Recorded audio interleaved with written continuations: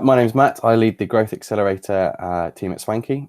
Thanks for watching our Tips in 10 series, where we seek the best advice from our partners to help online retailers adapt to the rapidly changing e-commerce environment.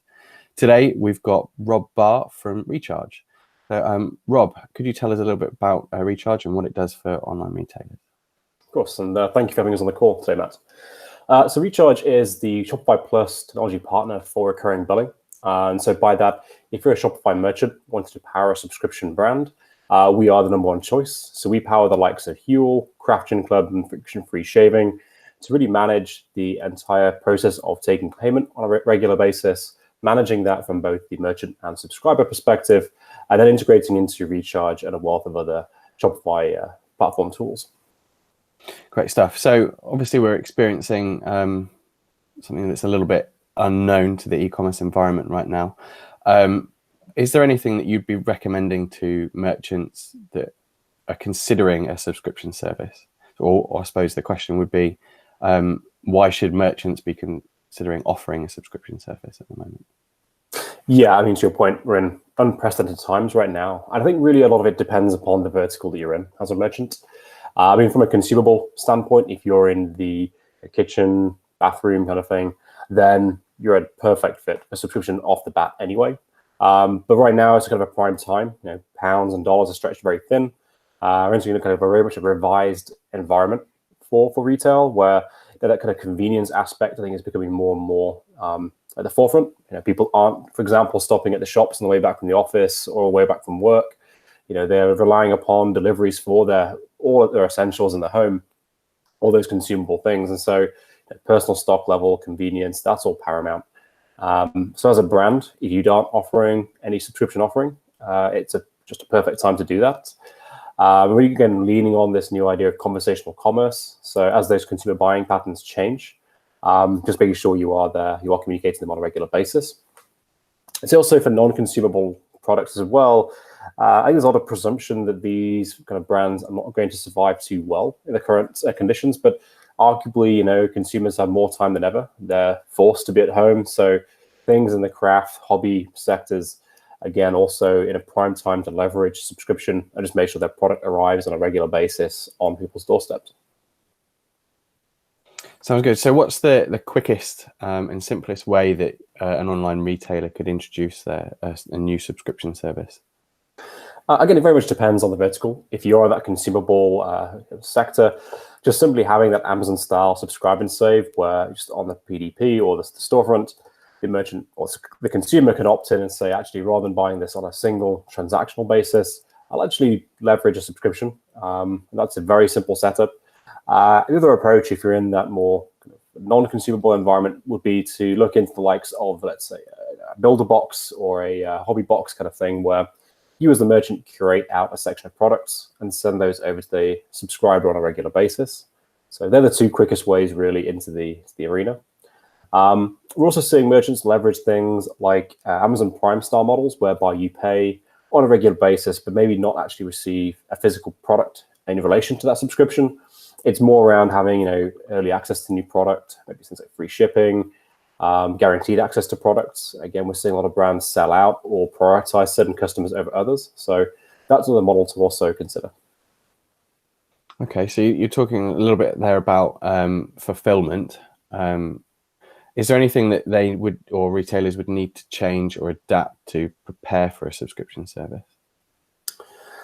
I would say in this regard, it depends. If you are doing things like a single day a month order process, a lot of our merchants, they will process all their orders on the first of the month, for example, just ensuring that you are leveraging things like you're using ReCharge, upcoming order reports, just so you can then take those, make your fulfillment team aware, prepare for your supply chain. Again, everything's in a little bit of flux right now. So leveraging things like subscription, you have a good indication of next month or quarter what you'd expect to sell, at least to that subscription sector of your consumers. And from a consumer perspective, does the ReCharge model allow for flexibility around whether it's monthly, they can pause? Okay. Yeah, I mean, we're all about transparency. I think we've all gone through the pains of canceling things like a gym membership, for example. And so by default, we have our own portal environment where a subscriber can log in, skip, cancel, edit, change. Also, again, we're in the times now where people can't go and buy things on an ad hoc basis.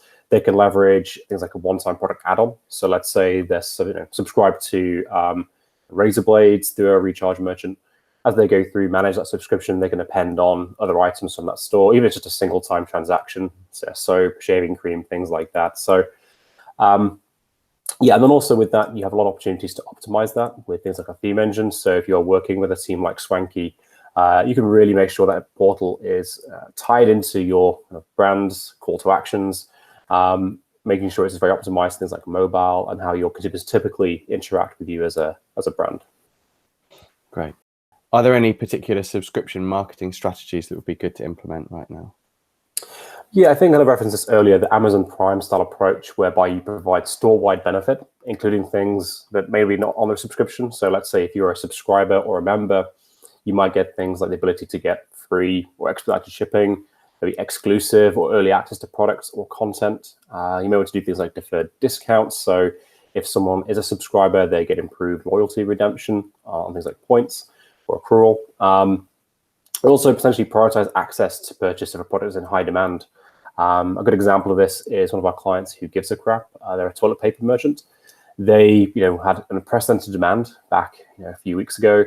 And as part of that, they were prioritizing their subscribers. So those kind of hyper loyal consumers and making sure that they were receiving product rather than kind of brand new people to the brand. Great stuff. So that's a good example of someone or an organization that's working quite effectively with a subscription model. Are there any other clients that you can share with us, or any case studies that you can talk about which form a very good example of how a subscription model could work in today's environment?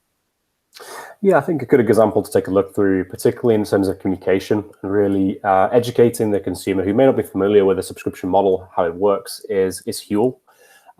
So the entire journey and life cycle of a subscription, they have a lot of flagging and clear points about how you as a consumer will be brought into a subscription. So everything from the storefront itself, explanation about how much, when, and then through the checkout, again, confirmation you are becoming a subscriber.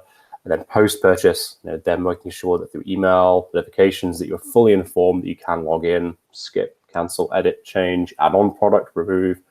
I think they're doing a really good job of that. Again, also looking at mobile optimized approaches. So ensuring that it's easy for people to manage a subscription from phone rather than just on desktop.